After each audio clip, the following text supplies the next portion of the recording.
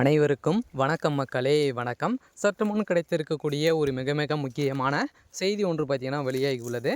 சற்று முன் களத்தில் இறங்கிய பிரதமர் மோடி, உதயநிதி அதிரடியாக கைது, இது மாதிரி செய்திகள் வெளியாகி இருக்குது. ஸோ இதை பற்றி தான் இந்த வீடியோவில் நம்ம முழுமையாக பார்க்க போகிறோம். ஸோ அதுக்கு முன்னாடி நம்ம சேனலுக்கு நீங்கள் இப்போ தான் முதல் முறையாக வந்திருக்கீங்க அப்படின்னா மறக்காமல் நம்மளுடைய சேனலை சப்ஸ்கிரைப் பண்ணி வச்சுக்கோங்க.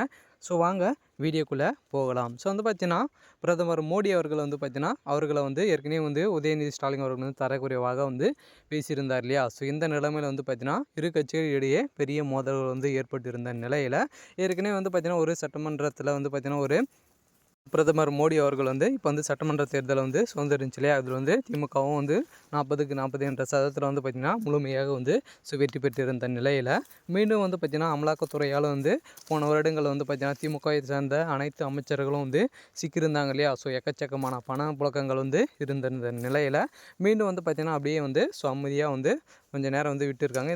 இந்த நிலையில் பார்த்திங்கன்னா பிரதமர் மோடி அவர்கள் ஏற்கனவே மீண்டும் எங்களுடைய ஆட்டத்தை ஆரம்பிக்க போகிறோம் அப்படின்ற மாதிரி ஏற்கனவே சொல்லியிருந்த நிலையில் பார்த்திங்கன்னா அதிரடியாக மீண்டும் திமுகவை சேர்ந்த அமைச்சர்கள் அனைவரும் வீட்டில் பார்த்திங்கன்னா அதிரடியாக அமலாக்கத்துறையும் சோதனை ஈடுபடுவதாக ஒரு பரபரப்பான செய்தி வெளியேறும் நிலையில் தான் பார்த்திங்கன்னா திமுகவுடைய தலைமைக்குமே பெரும் அதிர்ச்சியில் இருந்து வராங்களே. இப்போ பார்த்திங்கன்னா உதயநிதி ஸ்டாலின் அவர்கள் ஏற்கனவே தரக்குறைவாக சட்டத்துக்கு விரோதமான பணப்பரிமாற்றத்தில் சிக்கியிருந்த நிலையில் இப்போ சனாதன வழக்கில் சிக்கியிருந்தார் இல்லையா. ஸோ இந்த சனாதன வழக்கில் பார்த்தீங்கன்னா அதிரடியாக சிக்கியிருக்கிற நிலையில் இவர் பார்த்தீங்கன்னா அதில் கைது செஞ்சுருக்காங்க அப்படின்ற மாதிரி செய்திகள் வெளியாகியிருக்கு.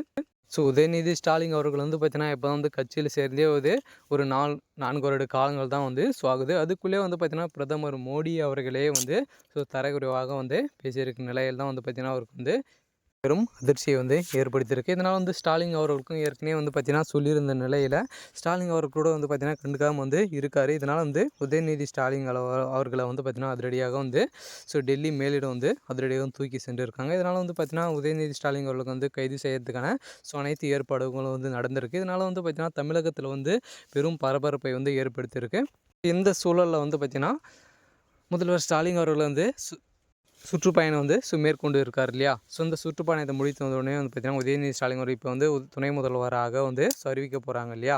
ஸோ இந்த நிலையில் பார்த்திங்கன்னா அதிரடியாக துணை முதல்வராக நீடிக்கிறதுக்கான வாய்ப்புகள் இருக்குது அப்படின்ற மாதிரி சொல்லியிருந்த நிலையில் இருந்தாலும் பார்த்திங்கன்னா கனிமொழி அவர்கள் தான் உதயநிதி துணை முதல்வராக சாகணும் அப்படின்ற மாதிரி பார்த்திங்கன்னா நிறைய விமர்சனங்கள் எழுந்திருக்கிற நிலையில் உதயநிதி ஸ்டாலின் அவர்கள் நேற்று பையன் அப்படின்ற மாதிரி பார்த்திங்கன்னா அனைத்து விமர்சனங்களும் அனைத்து அமைச்சர்களும் திமுகவில் நிறைய மூத்த அமைச்சர்கள் இருக்காங்க இல்லையா. ஸோ இந்த மூத்த அமைச்சர்களை விட்டு இப்போ ஒன்றுமே தெரியாத உதயநிதி ஸ்டாலின் அவர்களுக்கு முதல்வர் பதவி கொடுக்கறது சரியில்லை அப்படின்ற மாதிரி நிலையில் பார்த்திங்கன்னா திமுக பெரும் சலசலப்பை ஏற்படுத்தியிருக்கு. இது மாதிரி அரசியல் சார்ந்த நிகழ்வுகளை தெரிஞ்சுக்கணும் அப்படின்னா மறக்காமல் நம்மளுடைய சேனலை சப்ஸ்கிரைப் பண்ணி வச்சுக்கோங்க. தேங்க்யூ.